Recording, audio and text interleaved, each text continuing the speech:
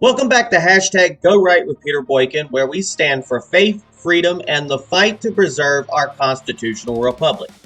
I'm Peter Boykin, founder of Gays for Trump, and a proud voice for those who believe liberty should belong to everyone, not just those who think or vote a certain way. Today we're asking a question that might make some people uncomfortable.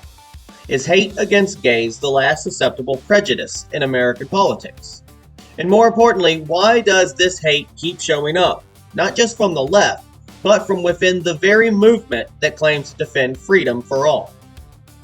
When a hashtag like hashtag deport Harry Cizon starts trending, it's easy to scroll past it and laugh. But what happens this week and previous weeks and probably the future wasn't just a meme. It was a flashpoint exposing a sickness in our culture that's affecting both sides of the aisle. Harry Cizon, a 21-year-old liberal influencer known for his pro-Biden posts, suddenly became the target of a digital mob. People called for his deportation, even though he's an American citizen. It started as mockery, but quickly turned into something darker, a campaign soaked in hate, insults, and slurs. Now, we're going to be clear here. Harry's politics and my politics are miles apart. He represents the young face of a Democrat machine that funds influencers to sell talking points like products. But what matters more than what he said is what we said back. Because the way we respond to people like Harry, especially when the right turns angry and ugly, says a lot more about our values than our viral videos ever will. Remember, we fight for what's right because it's time to go right. Let's talk about the machine for a moment. People like Harry Cizon, if I'm pronouncing his name wrong, whatever, don't just pop up out of nowhere. They're trained, they're coached, and they're funded. Reminds me of that tall skinny guy from the March from Our Lives. Behind these authentic Gen Z activists are Democrat-aligned PACs, media strategists, and political donors who see activism not as a movement, but as an industry. An outraged self, people. The most and more emotional the post, the more viral it goes. I'm sure some people clicked on this just because I asked such a question. And when you follow the money, it's clear. Today's online activism isn't about values, it's about influence. But here's where we have to take a hard look in the mirror. Because while we criticize that left-wing echo chamber, some on our own side have built a mirror image of it, driven by rage clicks, tribal loyalty, and mob behavior. We point fingers at council culture, but we have our own versions of online mobs that go after anyone who dares to be different, even when they share our principles. Now, as the founder of Gays for Trump, I've seen both sides of political intolerance. I've been attacked by the left for supporting Donald Trump, and I've been attacked by the right for being gay. That's the reality of standing in the middle of a culture war that punishes honesty.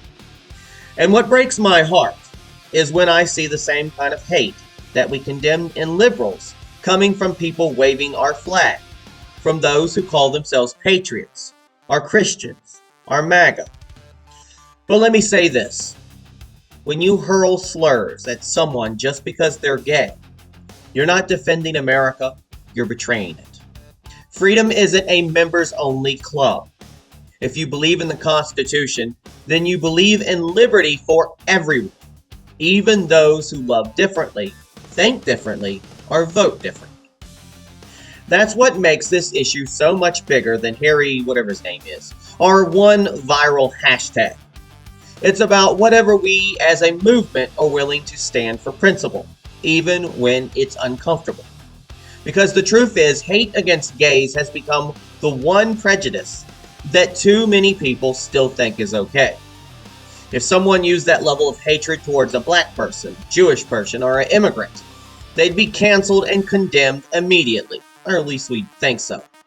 But when it's aimed at the gay community, suddenly everyone looks the other way.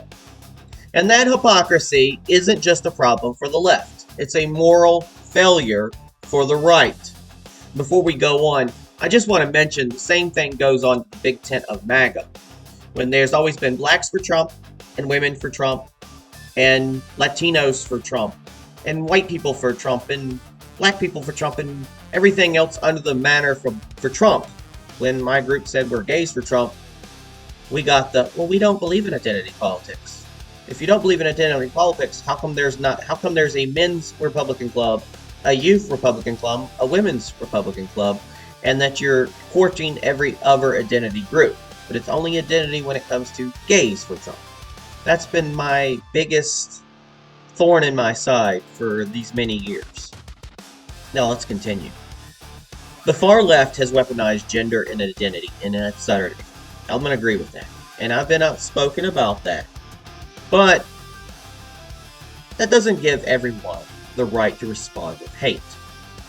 Also, it doesn't give everybody the right to scapegoat or stereotype or demonize, the tease and accuse. Because not everybody's the same. Everybody's a little bit of an individual. But I will agree that there has been the weaponization of gender and identity politics, and the weaponization of the LGBT community as a whole.